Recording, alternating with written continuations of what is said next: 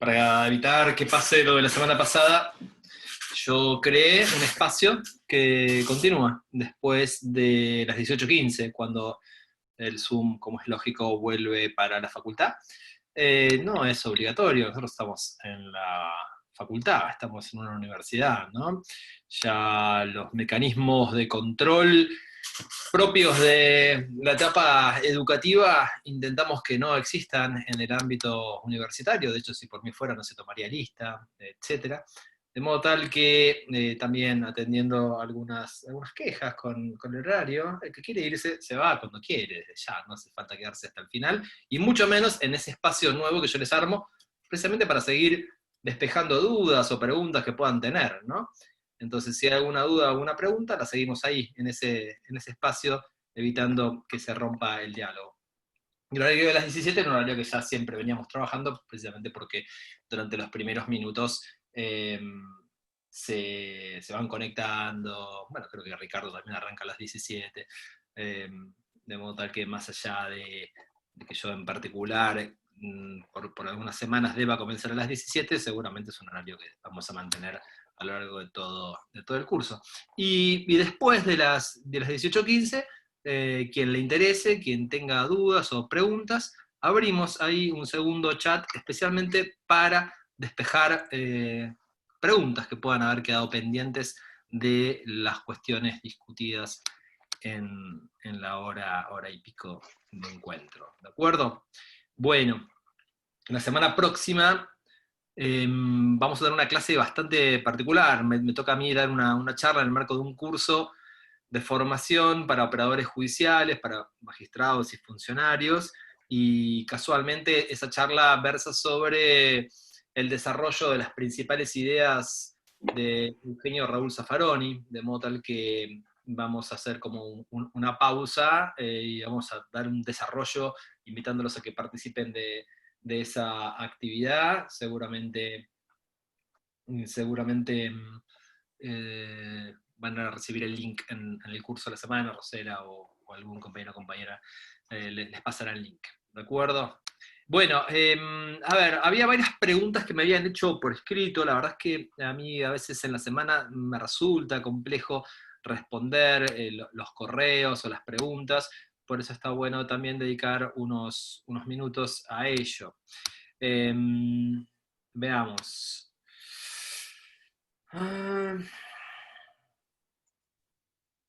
¿Valentina está? Bueno, Valentina había tenido un problema técnico al acceder a la primer clase. No sé si pudo más o menos obtener el material, si está por acá. Veo que todavía hay muchas cámaras apagadas y yo les pido que quienes tengan disponibilidad de ellas, por favor, las enciendan. Bueno. Pude consultar al doctor Adler y me contestó. Buenísimo, Valentina. Veamos, ¿qué más hay de consultas? Sebastián.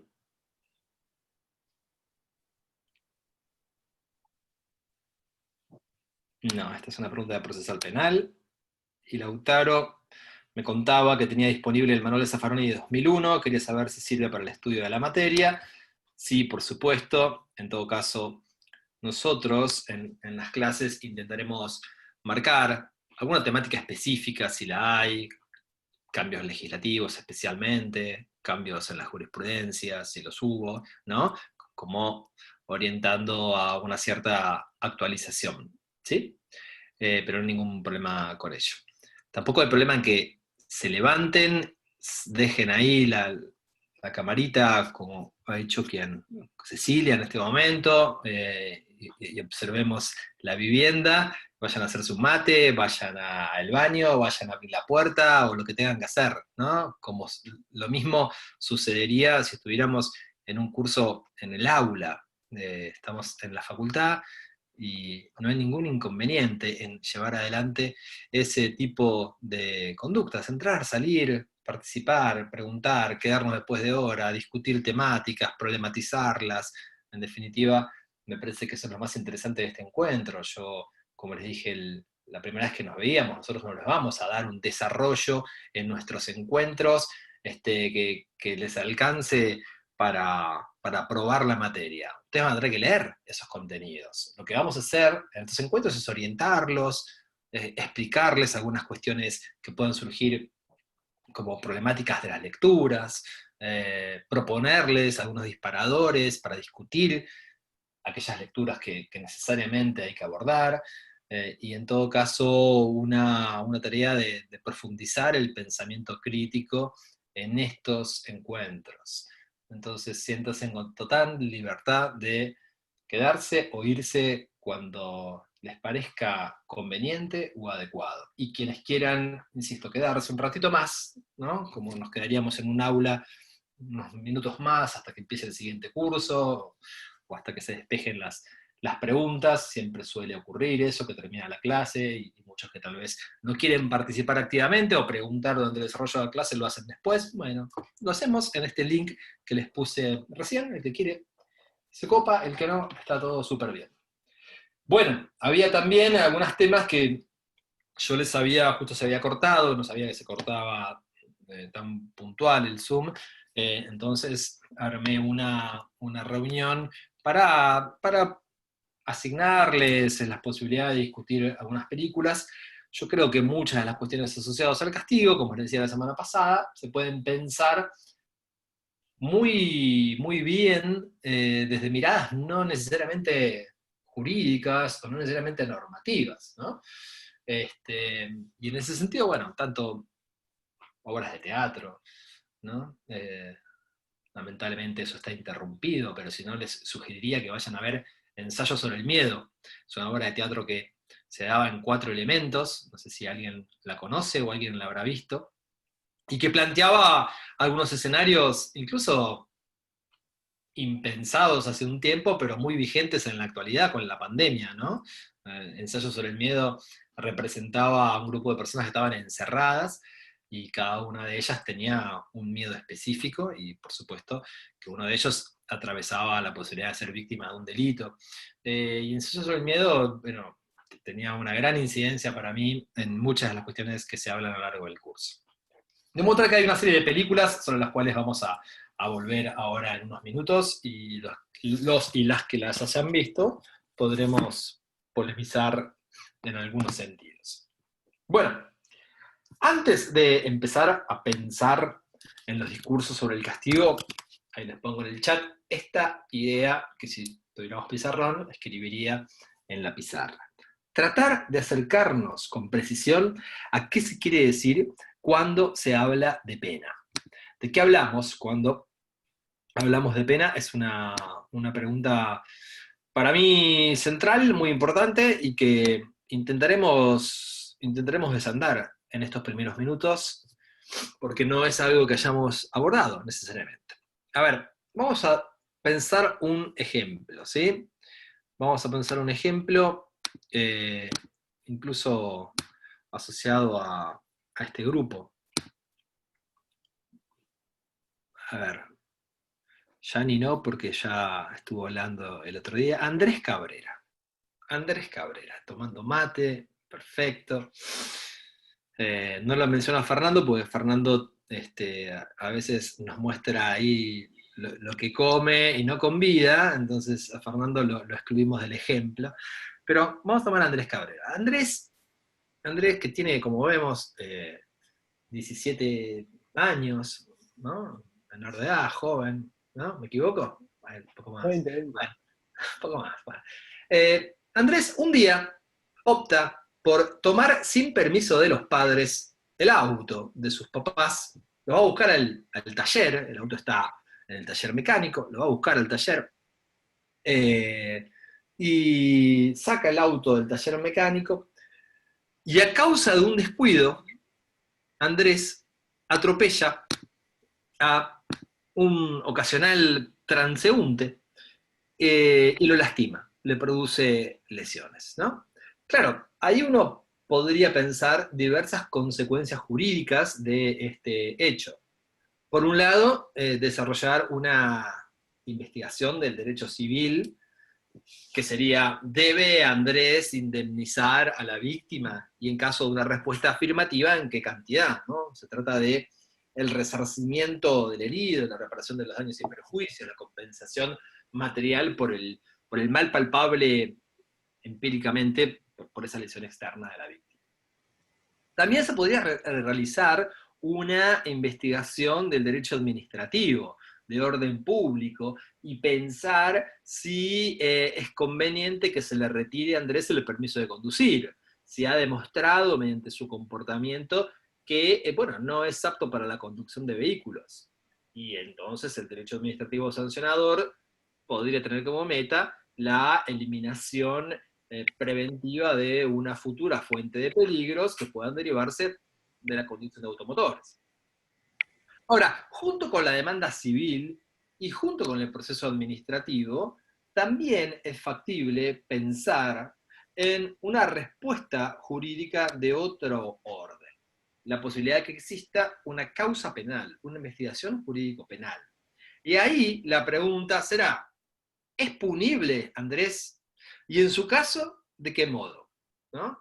Supongan incluso que Andrés ya ha sido condenado en un procedimiento civil a pagar una indemnización, ¿no? Supongan incluso también que le han retirado el carnet de conducir y que por un tiempo el Estado no va a habilitar que siga circulando a bordo de vehículos. Bien, esas respuestas de otros ordenamientos jurídicos no implican la producción voluntaria de un mal. La pena, en cambio, y acá pongo la primera nota característica, supone la producción de un mal querido y voluntario hacia aquel que ha cometido una conducta que la vamos a intentar delinear o puntualizar, ¿no? Entonces, como punto de partida, tener presentes que la pena no viene a compensar el daño o el mal que sufrió la víctima, sino que produce un nuevo mal, ¿no? La pena es lo contrario de la indemnización compensatoria civil. Es la ordenación querida de un mal. La pena importa un mal. Y ahí podríamos preguntarnos, bueno, ¿qué hubiera pasado si Andrés se hubiese comportado de forma absolutamente correcta, es decir, si hubiese cumplido con todos los deberes que le imponían como conductor de vehículos, respetar ciertas normas del tránsito vehicular? Y entonces no pudo detener la marcha porque hubo una conducta fortuita, si se quiere, ¿no? Una conducta que no era previsible por él, se le rompieron los frenos del vehículo. ¿Sería factible, creen ustedes, que se responda desde el derecho penal imponiendo un castigo en ese caso?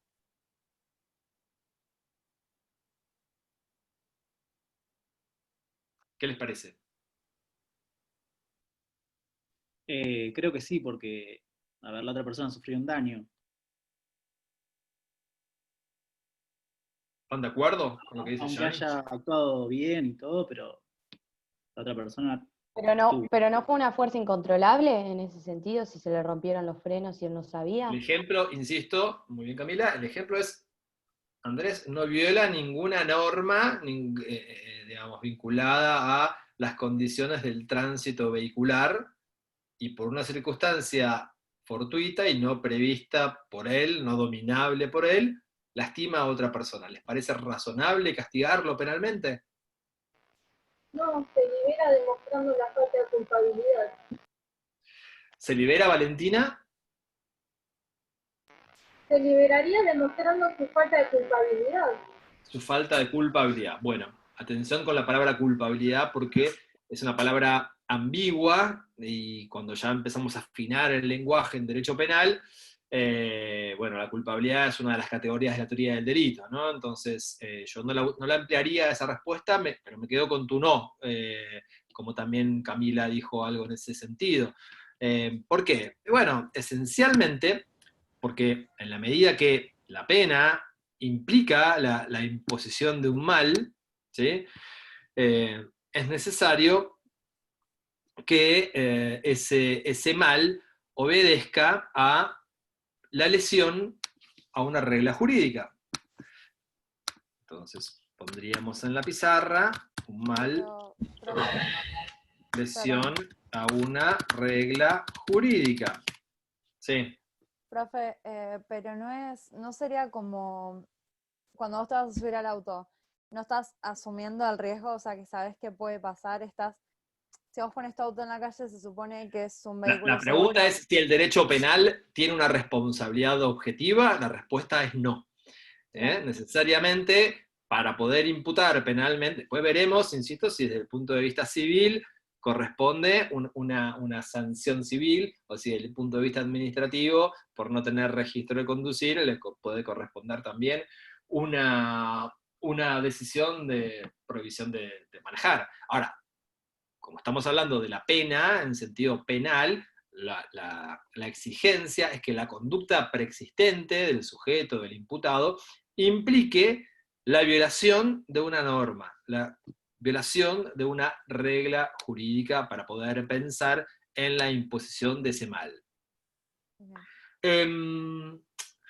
Y en ese sentido, ¿hubiera podido ser penado Andrés si la falla de los frenos hubiese sido por culpa del taller? Por ejemplo, de un mecánico que se olvidó tras reparar los frenos de echar un nuevo líquido de frenos y entregó el vehículo a Andrés sin cumplir adecuadamente con ese parámetro de control riguroso sobre las condiciones del vehículo. ¿Qué les parece? Ahí es responsable el mecánico. Bien. Bien, ¿eso lo dice Fernando? Sí. Entonces... Y si fuera por falta de mantenimiento del propietario, ahí sí es culpable. Si bueno, es por una falla mecánica... Perfecto, estamos tratando igualmente de pensar en cuestiones generales, ¿no? Que caracterizan a la pena independientemente del caso concreto de Andrés y del taller mecánico. Pero lo interesante en ese sentido es que además de violar una norma jurídica, tiene que haber la posibilidad de formular un juicio de reproche a ese sujeto. Ese juicio de reproche, que en la teoría del delito analizaremos en el nivel de la culpabilidad, tiene que ver con la forma en que ese sujeto actuó, pudiendo actuar de otra manera, ¿no? Entonces, claro, tiene que haber en ese nivel de análisis un reproche que ponga en consideración el modo en que el sujeto se ha manifestado o actuado al momento del hecho. Si eso no hubiera ocurrido, si esa transgresión no se puede imputar a modo de reproche al autor, tampoco podremos pensar en una respuesta de naturaleza punitiva. ¿Qué hubiese pasado si Andrés se hubiese lesionado a sí mismo en el accidente, ¿no? Por ejemplo, si se hubiese roto una pierna. ¿Podría exonerarse a Andrés de su responsabilidad alegando ante el juez que él ya ha recibido un daño, que él ya ha recibido un mal? Es lo que se conoce en derecho penal como pena natural, una pena natural que se padece como consecuencia de un hecho punible. ¿Qué les parece? No, para nada, dice Alcira. Es interesante. ¿Por qué no? Justifiquemos siempre nuestras respuestas. ¿Por qué no, Alcira?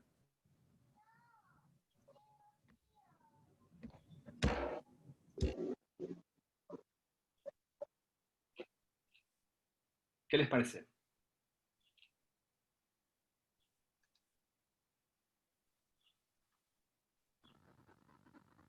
Porque fue producto del mismo choque. Cecilia. Porque fue producto del mismo choque. Sí. Sí, claro. Esa es la consecuencia, haber sufrido una lesión producto del mismo acto que lesiona a un tercero. Alcira dice, creo que no tiene que ver el daño a sí mismo, importa una lesión hacia un tercero. Claro. Bueno, acá la cuestión central es que la pena natural que se sufre como consecuencia del hecho no es un mal querido. Y por ello, en principio, aunque no siempre, queda excluida desde el primer momento como pena estatal. Insisto, ¿por qué? Porque como regla general, como toda regla tiene excepciones, ponemos acá otro atributo más, la pena es un mal querido. Se le quiere imponer esa forma de sufrimiento al autor de un delito. No siempre esto puede ser así, ¿no? Piensen los casos tremendos de accidentes automovilísticos por una imprudencia, un padre que se queda dormido en la ruta y como consecuencia de la colisión se le muere un hijo. Imaginen, frente a esa situación, lo tremendo que sería, además, que venga el Estado a procurar la imposición de una pena, ¿no? Por un homicidio culposo. Entonces surge este concepto, que vamos a estudiar seguramente, de pena natural, que tiene que ver con esto. Bueno, ya el hecho le asignó al autor una pena tan profunda que ninguna pena del orden positivo, jurídico, ¿sí? De los tribunales, puede ser tan alta como el mal y el daño causado por la comisión del hecho. Eso se llama pena natural. Bien, pero esto es excepcional. Como principio, la pena en un proceso penal para alguien que comete un delito es un mal querido. ¿Sí? Bien. Podría, en caso de ser Andrés menor de edad, alegar, por ejemplo, que sus padres lo han castigado, que los padres le impiden manejar el auto durante un mes, por ejemplo. ¿Qué les parece? ¿Se podría dispensar de pena con esa alegación?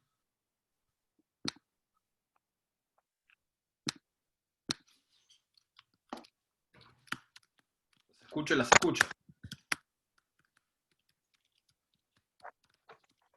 ¿Parece que estaría bien? Perdón, ¿cuál fue la pregunta? ¿Esa sería la justificación del menor? Claro, no, supongan que Andrés alega, bueno, yo ya tengo un castigo, yo ya estoy sufriendo un mal, y ese mal es que mis padres me han castigado y me han impedido manejar el auto por un mes. La respuesta es obvia, ¿no? Para mí no es suficiente. Eso no dispensa la pena estatal, y no la dispensa porque, como ahí puse en el chat, la pena es pública, es un procedimiento estatal, o sea, las sanciones privadas que puedan corresponder o los castigos que puedan existir, no necesariamente obedecen a una situación que pueda De hecho, excluir la respuesta estatal. Recordé el caso de un chico que robó el auto de su mamá, lo chocó y robó uno igual al auto de su mamá para poder devolvérselo. O sea, tenía Claro. más miedo a la madre que a la Claro, sí. pena del Estado. Bueno, a muchos no nos pasa, ¿no? A muchos nos pasa siempre. Quiero decir, es muy interesante lo que puso Fabián en el chat, recordando un caso que es el de un padre que hizo marcha atrás y mató a su hijo y lo absolvieron porque consideraron suficiente pena la muerte de su hijo. Por supuesto, imagínense ustedes, si el Estado busca con la pena causarle un mal al autor de un delito, ya el mal que se ha generado y que se ha producido como consecuencia de la propia naturaleza del hecho es insuperable, es insuperable. Entonces, sería como una conducta casi de tortura, una aflicción innecesaria que venga detrás de ese mal el Estado para ver si coloca un segundo mal a través de la imposición de una pena. Eso tiene que ver con la pena natural. Bueno, supongan, para terminar de delinear las características de la pena, que Andrés alega que un policía acudió al accidente, perdió los nervios y lo golpeó. ¿Supondría eso ya una pena porque el policía ha actuado como representante del Estado, como portador de la autoridad pública? ¿Podría Andrés alegar que eso es ya una imposición de castigo? ¿Qué les parece? Para mí no, para mí eso es un tema aparte contra el policía. Muy bien. ¿Eso lo dijo Agustina? Muy bien, correcto. La pena se impone mediante un procedimiento público. Es algo que vamos a estudiar en procesal penal, donde también me van a padecer en procesal penal, y que tiene que ver con esto, que para determinar si corresponde imponer una sanción a alguien se hace un proceso donde se formula una acusación, donde se formula una defensa, donde se produce pena, y finalmente un tercero imparcial, juez técnico o juez popular, en el caso de juicio por jurados, define si corresponde imponer esa pena. Pero no un particular que trabaja para el Estado, ¿no? Decide golpear e imponer su propia sanción. Eso es un delito autónomo, que será vejaciones, apremios ilegales, tortura por parte de ese funcionario, pero no es técnicamente una pena. Entonces corresponderá sancionar a ese funcionario, administrativa o penalmente, y corresponderá seguir adelante con el proceso penal. Entonces, ahí ya podemos tener una definición de pena, ¿no? La pena, estamos viendo, es un mal que se causa a una persona en un procedimiento público general, llevado a cabo por el Estado, ¿no? En razón de haberse producido la lesión a una regla jurídica, una lesión que se puede imputar a ese individuo a modo de reproche. Y esto me parece central porque nosotros no tenemos una definición de pena, tenemos características que asume el castigo estatal, ¿no? Y esas características son las que estuvimos desarrollando a partir del ejemplo de Andrés y de las notas que pusimos en este chat, ¿no? Cuando tengamos todas esas notas, ahí podremos hablar de pena. Y a partir de ahí se abren los discursos de ¿para qué la pena? Que son los discursos que estamos empezando a analizar desde el primer encuentro, y que la semana pasada esbozamos a partir de la discusión Nino Zaffaroni. Pero para llegar a eso, ¿para qué la pena? Tenemos que saber de qué hablamos cuando hablamos de pena, ¿no? Tenemos que saber qué notas características y esenciales tiene aquello que le da el nombre a nuestra materia, que es el castigo. Me pareció muy interesante la forma en que los compañeros y compañeras trataron la semana pasada la discusión entre Nino y Zaffaroni. Y ahí a mí me interesa remarcar que toda teoría de la pena es, en definitiva, una teoría de la función que debe cumplir el derecho penal en una comunidad, ¿no? Toda teoría de la pena necesariamente responde la idea de ¿para qué emplear el derecho penal? Y entonces, de manera simplificada, el pensamiento clásico ha presentado dos grandes líneas de pensamiento, intentando dar respuesta a estas cuestiones. Dos grandes líneas de pensamiento esencialmente construidas, por un lado, con una idea de que el derecho penal tiene una función metafísica, que consiste en la búsqueda de un ideal de justicia, un gran discurso. Y por otro lado, que el derecho penal tiene una función social caracterizada por la prevención del delito con miras a proteger determinados intereses sociales, ¿no? Que son los bienes jurídicos. Entonces, claro, esto es clave porque la función del derecho penal está vinculada a las concepciones sobre su legitimidad. Si se entiende que es una función legítima del Estado realizar ciertos ideales de justicia, el derecho penal será entendido como un instrumento al servicio del valor justicia. Por el contrario, si se entiende que la justicia no da lugar a una función del Estado, se recurrirá a otras concepciones del derecho penal, en el que éste será entendido de una manera diferente. Y entonces el derecho penal se va a justificar porque es un instrumento socialmente útil. El enfrentamiento radical de estos dos puntos de vista dio lugar a una lucha de escuelas, que no es sino una disputa en torno a cuáles son los principios legitimantes del derecho penal, ¿no? Mientras la escuela clásica mantuvo el criterio legitimante de la justicia a través de las teorías absolutas de la pena, la escuela positiva proponía como único criterio el de la utilidad, expresándolo por medio de las modernas teorías relativas de la pena. Bien, entonces, como vemos, desde hace prácticamente 2000 años he intentado responder a la pregunta sobre la naturaleza de la pena con un gran número de puntos de vista. Perdón, Juan, Por lo cual, puedo preguntarte, me sí, perdí en la escuela positiva. la escuela positiva, decíamos, ensayaba como único criterio el criterio de la utilidad, expresándolo por medio de las modernas teorías relativas de la pena.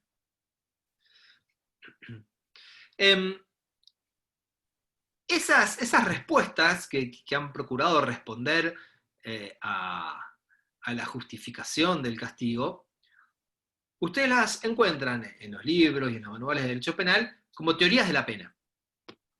Ahora, para mí, y esto se los decía la primera vez que nos vimos, eso es muy pretencioso, ¿no? Hace unos años había un artículo de un doctrinario que se llamaba ¿por qué es tan difícil tolerar a un penalista? ¿No? Y me parece que es muy útil de emplear para muchas cosas de nuestra materia. También con la justificación del castigo, ¿no? Asignarle el nombre de teoría de la pena a un discurso, bueno, obedece a esa respuesta, de por qué es tan difícil tolerar a un penalista, ¿no? No son teorías, son principios o son axiomas legitimantes. El objetivo es legitimar el derecho penal. Es justificar mediante una explicación racional por qué se decide causar dolor deliberado a una persona. ¿Por qué se decide afectar la libertad o hasta la vida de una persona? Entonces, esas teorías o esos discursos no responden a la pregunta de qué es la pena. Bueno, ¿por qué? Porque el ser de la pena depende de la naturaleza que se le atribuya. Lo que responden es otra pregunta. Y esa pregunta es, ¿bajo qué condiciones de legitimidad se puede imponer un castigo? ¿Bajo qué condiciones es legítima la aplicación de una pena? Y esas teorías, como decíamos, como venimos remarcando en nuestro primer encuentro, se dividen en dos grandes caminos, ¿no? Las teorías absolutas de la pena parten de una premisa. Existen verdades o valores absolutos anteriores al hombre. Entonces, se trata que con la pena se haga justicia. Según esa posición, la pena será legítima, habrán leído ustedes, insisto, nuestros encuentros de cada martes requieren lecturas previas para poder discutir las cuestiones esenciales del curso, ¿no? Y no para que yo les dé lo mismo que está en los libros y se lo lea prácticamente y ustedes copien y peguen, ¿no? Eso no tiene nada que ver con lo que proponemos. Pero digo, habrán leído que en esos discursos la pena va a ser legítima si es la retribución de una lesión cometida por un particular en base a esas características, ¿no? Una conducta reprochable, una conducta que se puede reprochar y que genera la necesidad de retribuirla. El fundamento, entonces, de la pena, en las teorías absolutas, es exclusivamente la justicia. La utilidad de la pena no interesa. A mí no me interesa en este nivel, dicen los partidarios de estos discursos, si se produce algún efecto con el castigo. Está completamente fuera del fundamento jurídico de la teoría absoluta. Solo es legítima la pena justa, aunque no sea útil. Y el segundo camino que se abre es el de las teorías relativas de la pena, también llamadas de la prevención, ¿no? Que son discursos que prescinden de esas consideraciones trascendentes para la legitimación del castigo. Y que justifican la pena precisamente por la utilidad. Proponen legitimarla mediante la obtención de un fin, de un determinado fin, ¿no? O por lo menos la tendencia a obtener ese fin. El criterio legitimante de las teorías relativas es la utilidad del castigo. La pena y el derecho penal se justifican racionalmente porque son útiles. son útiles, obviamente, para prevenir el delito, para prevenir nuevos delitos. Bien, preguntas hasta acá, intervenciones, aportes, algo que quieran comentar.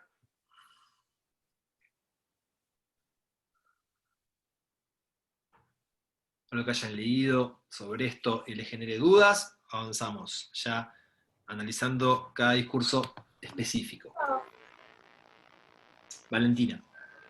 Tengo una consulta respecto al ejemplo del que se había hablado hace un rato de la pena natural. ¿Está relacionada con la justa retribución?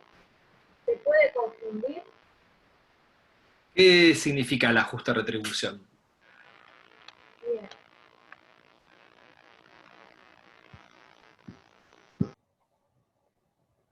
Valentina te dice una repregunta que es, ¿qué significa vos decir si está relacionado con la justa retribución? Y te pregunto, ¿qué es eso? ¿Qué es la justa retribución?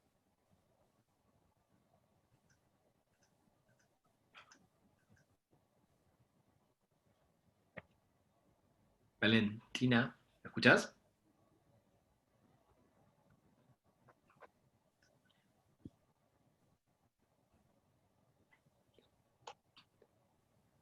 La pena natural es, insisto, la innecesariedad de fijar una pena estatal porque la naturaleza de derecho ha causado un mal mayor a cualquier mal que se podría pensar desde el castigo estatal. Un padre que por una torpeza de retroceder, como el ejemplo que ponían, mata a su hijo. ¿Qué mal equiparable a ese podría pensarse con un procedimiento público para castigar a ese padre? Ninguno. Entonces la pena natural va a ser más alta siempre que la pena que los humanos, abogados y abogadas, pretendan fijarle para esa persona. Y entonces el derecho penal no tiene razón de ser. En ese tipo de situaciones específicas y particulares, que tienen, insisto, caracteres muy marcados, ¿no? Matices muy singulares. ¿Está bien? Bien. Profesor, Sí, sí. acá Edith, Hola Edith, ¿cómo estás? bien. Bueno, no sé si es el punto, pero relacionando lo que usted está diciendo sobre la teoría absoluta, yo lo conecté con la película que vi, El secreto de sus ojos. Ah, sobre el buenísimo. tema A ver. del castigo. A ver. Bueno, bueno, es mi interpretación, es mi mirada, ¿no es cierto? La persona que se sintió, digamos, bueno, en este caso, el damnificado, ¿no? Sí. El esposo de la víctima, él no esperaba ningún, digamos, el castigo que esperaba del Estado, era como que no lo satisfacía. Entonces él buscaba, digamos, buscar un castigo que sea semejante al castigo que él sentía, que era, no, o sea, a él le quitaron lo más valioso de su vida, que era su esposa, su amor, ¿no es cierto? Él es como que quedó en la nada. Entonces buscaba como castigo al culpable también la nada. Entonces, me pareció que, por lo que usted explicaba recién sobre el castigo absoluto, me pareció que él, por sus propios medios,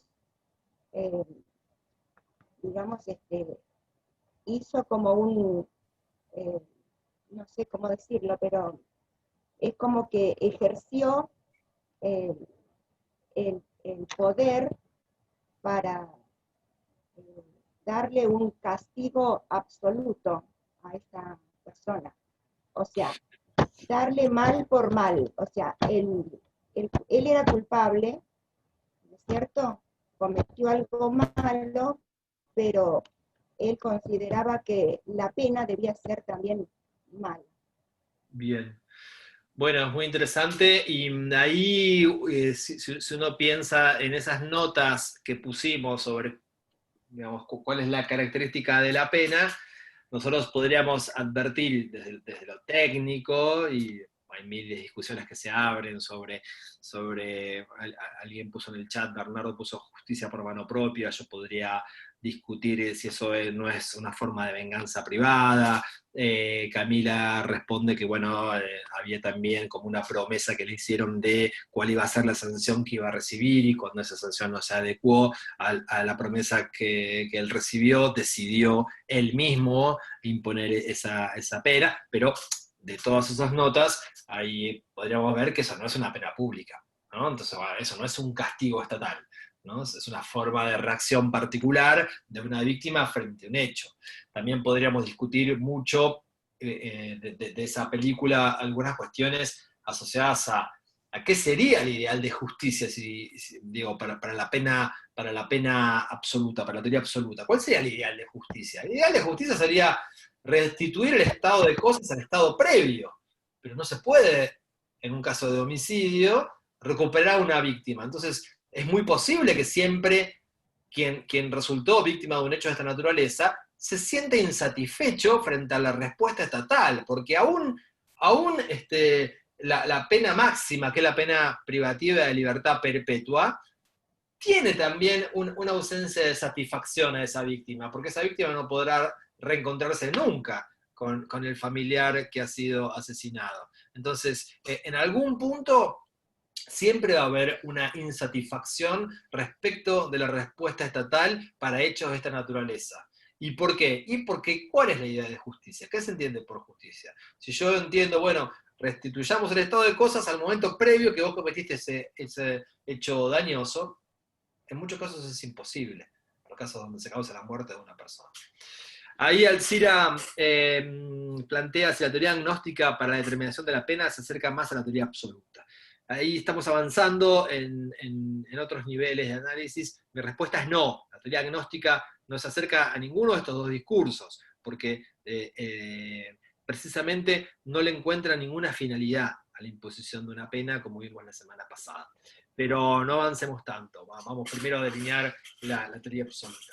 Bien, ¿alguien más quiere decir algo sobre el comentario que hizo Edith introduciendo ya una de las pelis que bueno, tal vez es la más conocida además porque bueno, fue bastante reciente, llegó a Hollywood, causó un gran impacto cuando se estrenó esa película, tiene actores muy representativos, hay un muy buen diseño del mundo de los tribunales, ¿no? Quien haya recorrido los tribunales por ahí se vio identificado en algunos aspectos de personajes de Francella o de toda esa situación que se genera alrededor de ese mundo tan particular. ¿Alguien quiere comentar algo de esta película en específico? Sí, yo. Sí, Camila. Acá. Claro. Que en la película también hacía referencia al año donde había sucedido y por qué lo liberaban al acusado, al asesino, y qué pasa cuando falla el Estado en esas penas, ¿no? Porque, ¿qué pasa con esa persona que busca justicia por mano propia o esa pena privada que terminó haciendo, en este caso, el protagonista que hacía de esposo de la chica asesinada y violada? Porque él ya había tenido una pena y lo liberaron para que forme parte del servicio de inteligencia y también, o sea, todo mal. Pero, ¿qué sucede con eso, no? Porque ya había tenido una pena, pero falló el Estado porque lo volvió a liberar. Y él hacía referencia, de hecho, en el final de la película, porque ayer la volví a ver, es una película que a mí me encantó y que en su momento también la vi en el cine, y anoté y recordé una frase que cuando el abogado Espósito lo encuentra prisionero, él se acerca y le dice, dígale que por favor me hable al menos. O sea, que había pasado todos esos años y termina la película y él lo mira y le dice, usted me dijo perpetua. Porque no se cerraba, no se limitaba, también en una parte de la película que dijo, bueno, yo hubiese preferido, Espósito le dijo, bueno, si no lo matan o algo, como para dar un comentario más empático, y él dijo, no, yo no quiero que lo maten, sería muy fácil, para mí el tiro que me lo peguen a mí después de esto. Digo, ¿no? ¿Qué pasa cuando falla el Estado? Bueno, también hay que poner en un contexto político en esta situación, en esta película, pero digo, no significa que el Estado no siga fallando. Sí, bueno, y aparte también eso nos obliga a pensar en la dimensión humana de los casos penales, ¿no? Nosotros muchas veces acá en este curso vamos a ver cuestiones muy técnicas y jurídicas, pero como yo les decía en la primera vez que nos vimos, no podemos olvidarnos que detrás de esos expedientes hay historias de personas de carne y hueso, que confían muchas veces en nuestro rol como abogados y abogadas, en el rol que tengamos, ¿no? Si un fiscal a veces dice al principio de una investigación una determinada situación, ¿no? Casos muy trascendentes en Mar del Plata que han puesto de manifiesto esto, o plantea un escenario determinado, claro, esas palabras repercuten necesariamente sobre quienes resultan víctimas, quienes sufren el dolor de una pérdida. Entonces hay que ser muy cuidadoso con el dolor ajeno y con la generación de expectativas hacia los demás, de una respuesta que habrá que ir construyendo metódicamente a lo largo de un proceso penal. Entonces también me parece interesante reflexionarlo desde ese punto de vista, ¿no? No olvidar nunca que detrás de los casos penales, que a veces trabajamos en forma de laboratorio en la Facultad de Derecho, hay historias humanas atravesadas por el dolor, de unos y de otros. Y entonces ser absolutamente prudente con nuestras intervenciones, con nuestros comentarios, con las expectativas que cargamos a la cuenta de determinadas personas. Bien, por ahora salimos un ratito de las películas, volvemos a los discursos. Las teorías absolutas de la pena o los discursos absolutos de la pena, ¿no? Si yo preguntara, a ver, ¿qué autores vinculan con la teoría retributiva del castigo? ¿Qué me dicen ustedes o a quién mencionan o a quién referencian?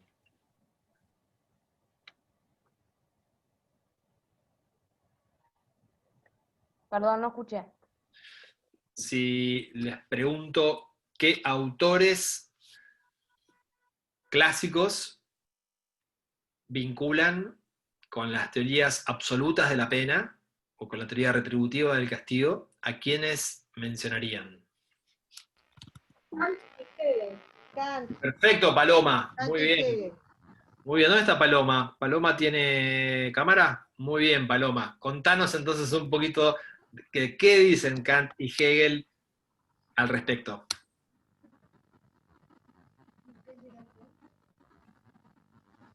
O alguien que quiera contar algo de ¿Puedo la teoría decirlo del yo, profesor? Sí, Cecilia, adelante. A ver, Kant dice que el Estado, como garante externo del imperativo categórico, que se materializa mediante la pena, esta sería necesaria para un Estado social porque de lo contrario se vuelve un Estado de naturaleza precontractual. Kant. ¿Qué significaría un estado de naturaleza precontractual? ¿Qué autor, cuando vos decís esa frase, a ver, Precontractual. ¿qué autor se les viene a la cabeza cuando se hace referencia a volver a cierto estado de naturaleza? A Hobbes. No me acuerdo ahora, pero los vimos cuando, por ¿Quién dijo ejemplo, Hobbes? Yo. Hobbes. Sí. ¿Quién es yo? ¿A quién? Marcos. Marcos Feltes, claro, Marcos. Claro, Hobbes era muy pesimista sobre la condición humana, recordarán ustedes, y decía que el estado de El naturaleza... hombre es el lobo del hombre. Claro, un estado de guerra de ¿No? todos contra todos, un estado de guerra construido a partir del miedo hacia el otro, del miedo a que nos roben, de que nos saquen las pertenencias, de que nos maten, y entonces, en función de ese miedo, y ahí Alcina lo pone en términos de Rousseau, como Romero también, claro, en función de ese miedo, nosotros le damos nuestros derechos a un soberano que nos va a garantizar la seguridad, Entonces, Exacto. por eso esa referencia. Bueno, yo les quiero decir esto, para mí es importante que ustedes recuerden esta cuestión en la teoría absoluta de la pena en referencia a estos autores. El contenido esencial de la retribución es que mediante la imposición del castigo, o sea, mediante la imposición de un mal merecido, lo que se hace es retribuirse, equilibrar y expiar la culpabilidad del autor por el hecho cometido, ¿no? La teoría retributiva justifica la pena como un mal que se impone a aquel que cometió un mal. O sea, en su versión extrema es el ojo por ojo, diente por diente.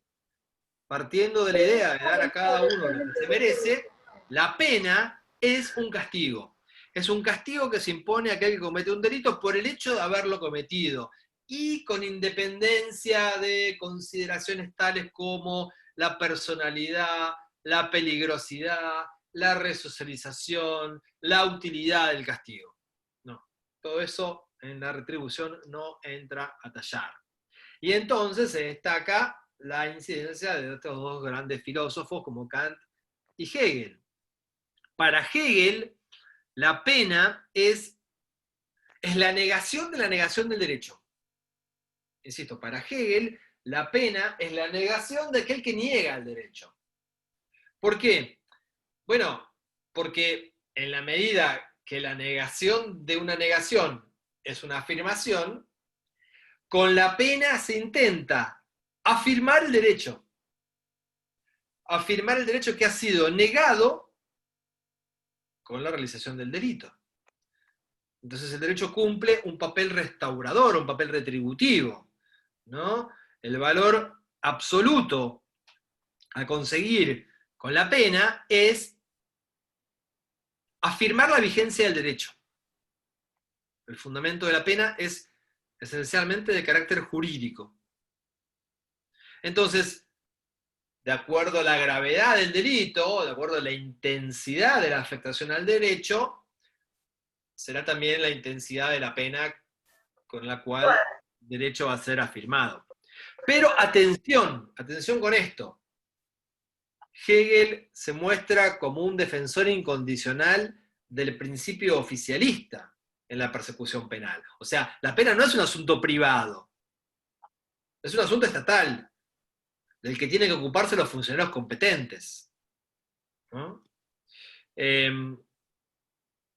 Porque si en una sociedad no hay jueces ni leyes, la pena, dice Hegel, tiene siempre la forma de ¿qué? De una venganza.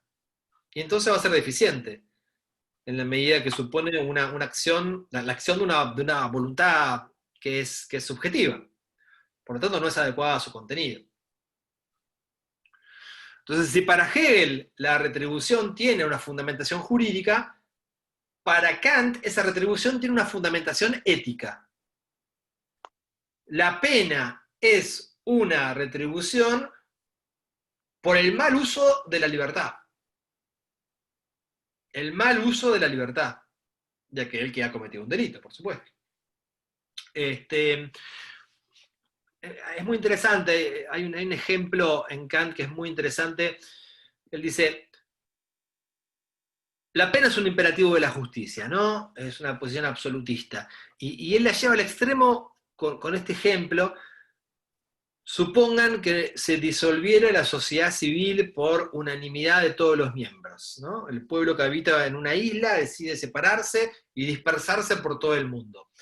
Bueno, antes habría que ejecutar primero al último de los asesinos que se encuentra todavía en prisión.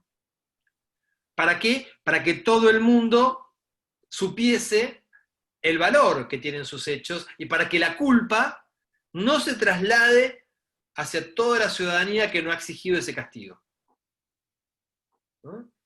Porque, además, si la justicia se extingue, dice Kant, no tendría ningún sentido, ningún valor que el hombre siga viviendo sobre la tierra.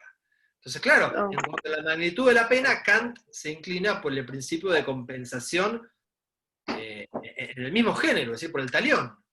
¿Qué tipo y medida de pena convierte la justicia pública en principio y en medida de la respuesta? El principio de igualdad, ¿no? Siendo fiel al equilibrio de la balanza, ¿no? De no tener nada más de un lado que del otro. La pena es un imperativo de la justicia, y esa es la idea central. Me parece que uno podría rescatar algunas ideas positivas y podríamos pensar algunas críticas a esta postura, ¿no?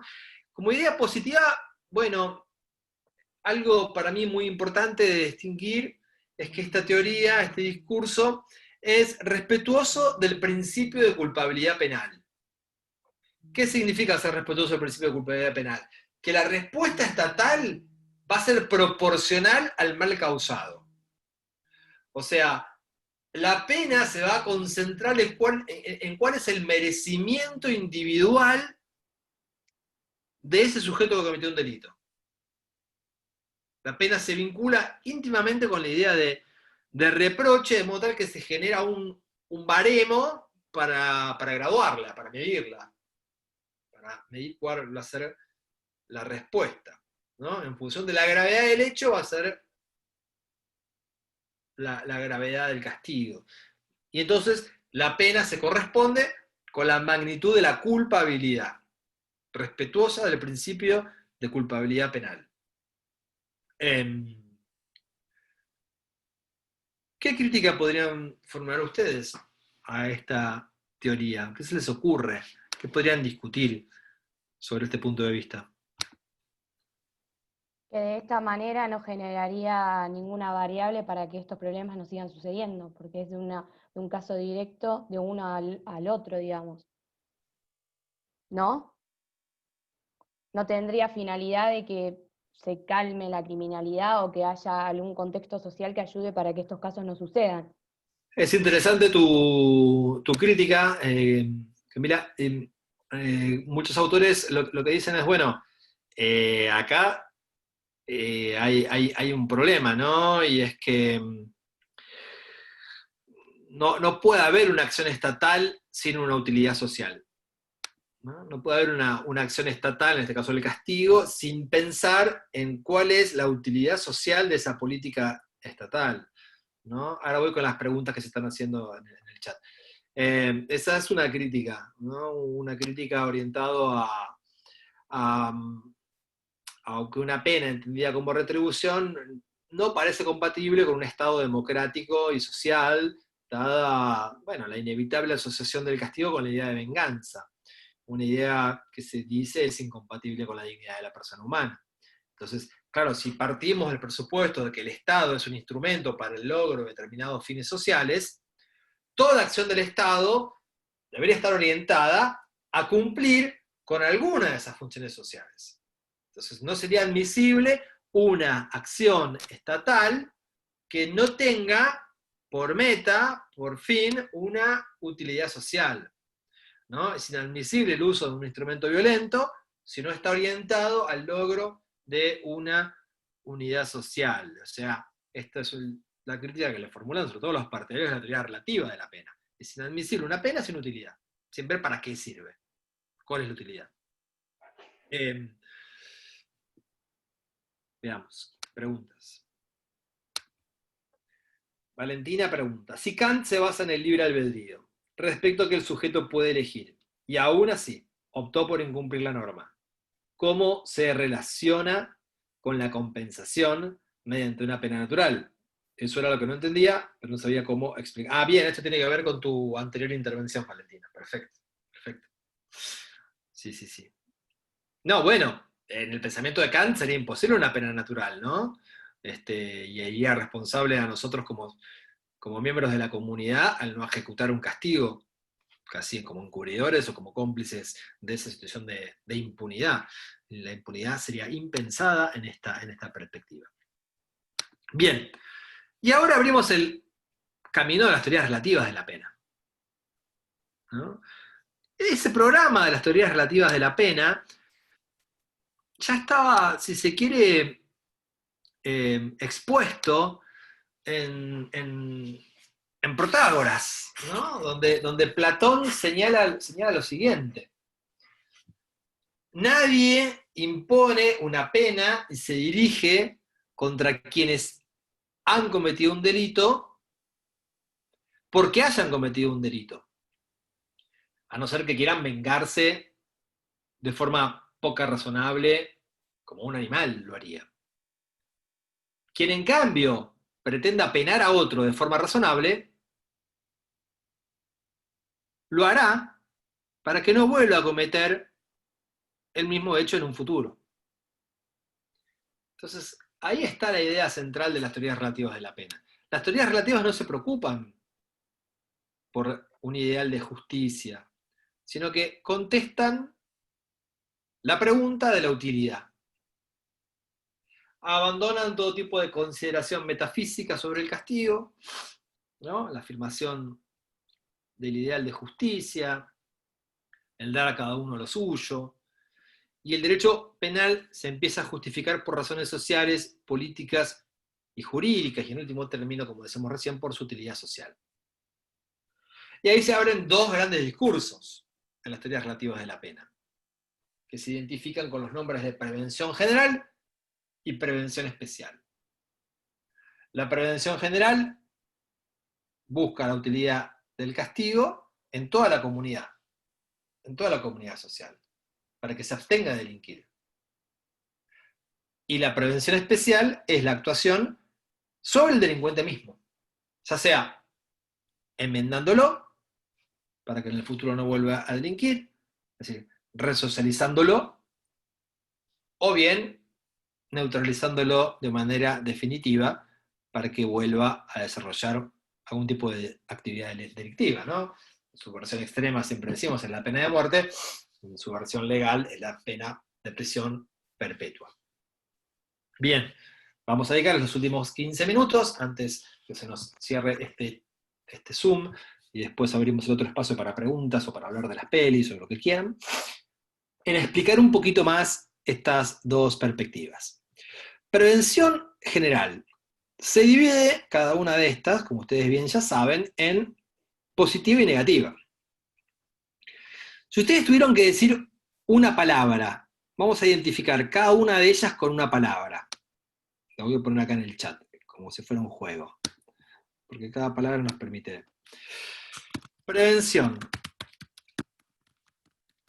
General, negativa. ¿Cuál sería la palabra clave? Amenaza. ¿Eh? Una amenaza de parte del derecho. Puede ser, la idea de amenaza. ¿Qué más? A ver, ¿qué otras ideas? Prevención. Algo que ¿Qué? positiva lo relaciono con que tiene que estar escrito, o sea, con normas. Algo jurídico. No es matar, Carolina. Prevención general es un discurso que ve la pena en una utilidad en toda la comunidad, Ahora, en su variante negativa, la pena, claro, está orientada, como decía Valentina, a amenazar, como dice Camila, a intimidar, y para mí la palabra clave es disuadir, la disuasión. Disuadir a cualquiera de los que se pueda haber tentado de cometer un delito a que lo hagan. Entonces, con la pena yo les muestro lo que les va a pasar si ustedes cometen un delito. Y la pena, se dice en este discurso, me permite prevenir hechos delictivos. Bueno, esto aparece muy claro cuando uno ve la teoría de uno de los primeros penalistas, perspectiva histórica, se los anoto acá, que es Feuerbach. ¿No? La pena previene en forma general el delito porque es una intimidación o coacción psicológica, dice Feuerbach, dirigida a todos los ciudadanos, para que repriman sus impulsos delictivos. Y lo van a hacer cuando sepan que inevitablemente van a tener como consecuencia la imposición de un mal, la imposición de un castigo. Bueno, ¿qué críticas podrían formular? ¿Qué objeción podrían formular a Si esta esto realmente perspectiva? fuera así, no se produciría la reincidencia.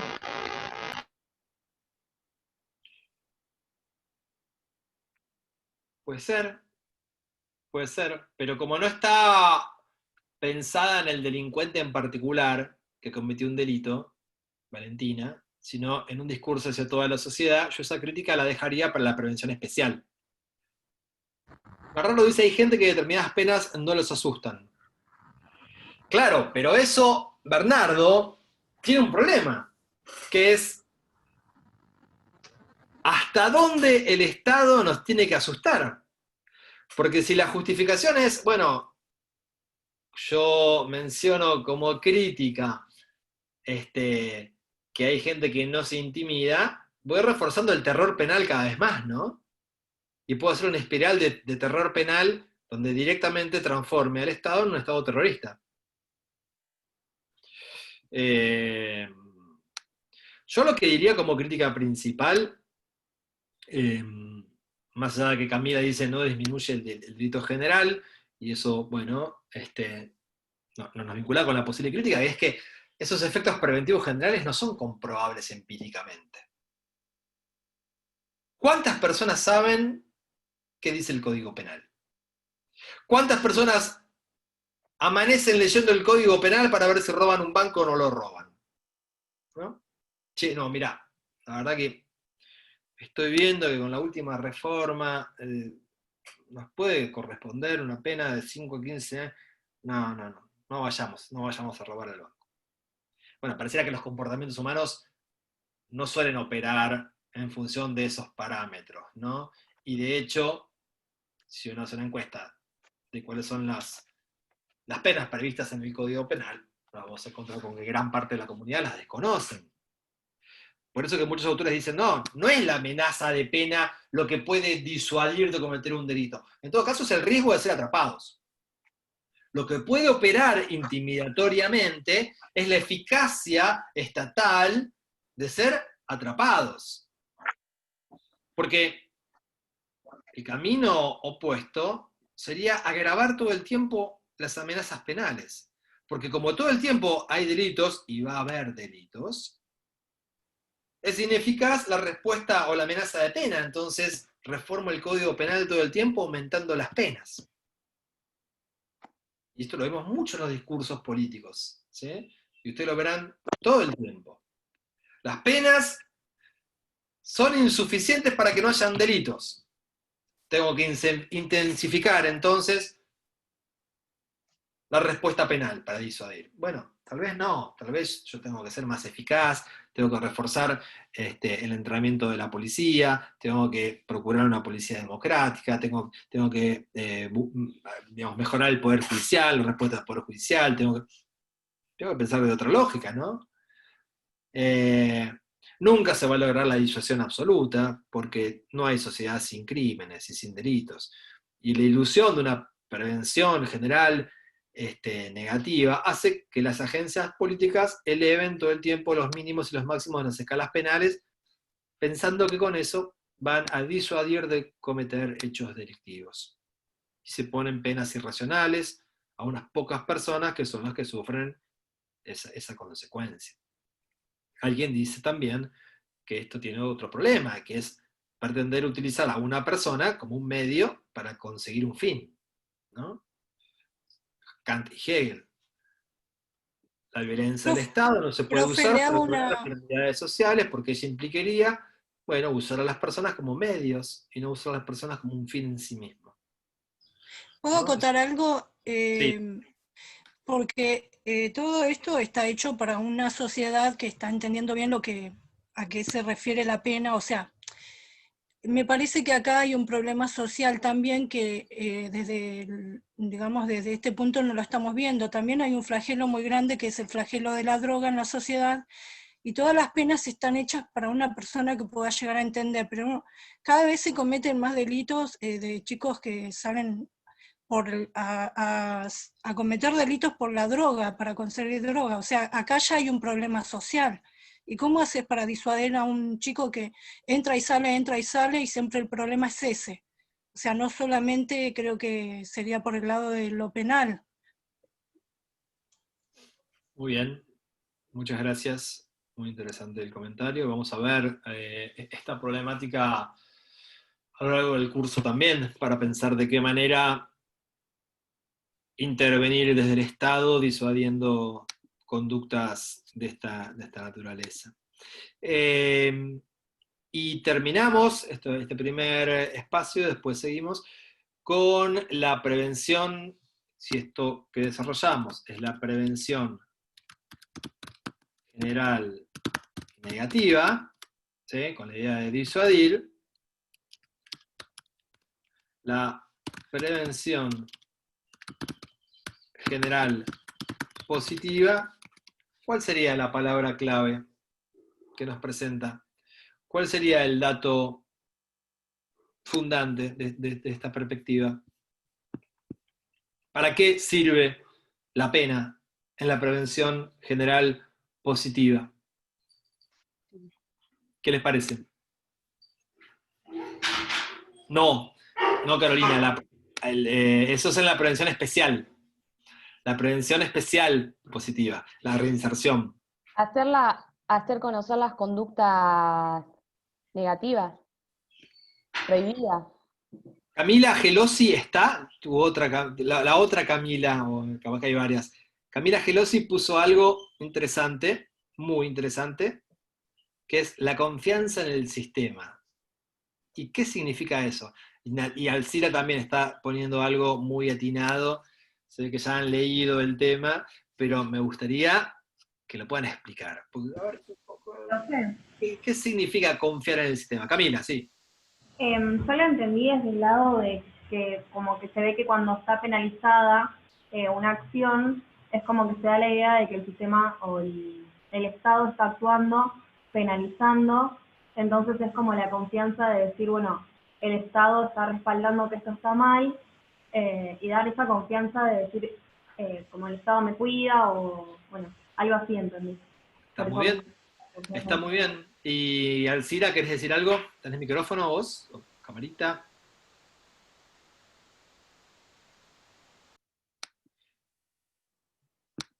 No. Bueno. Sí, esencialmente está muy bien. A ver, con esto cerramos y abrimos antes que se me corte. Quiero decir dos palabras al respecto.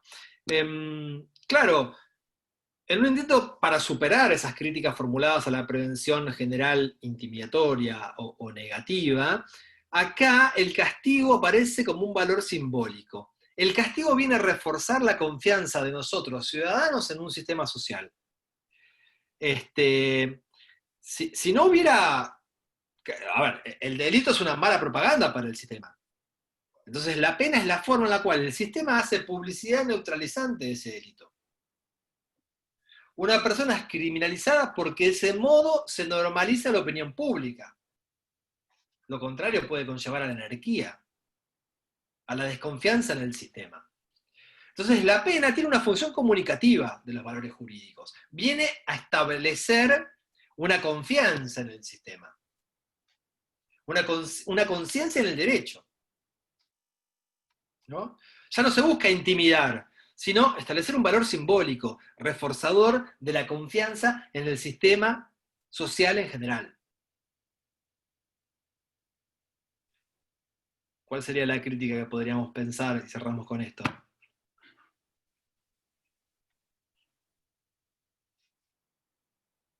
Crítica. ¿A alguien se le ocurre alguna?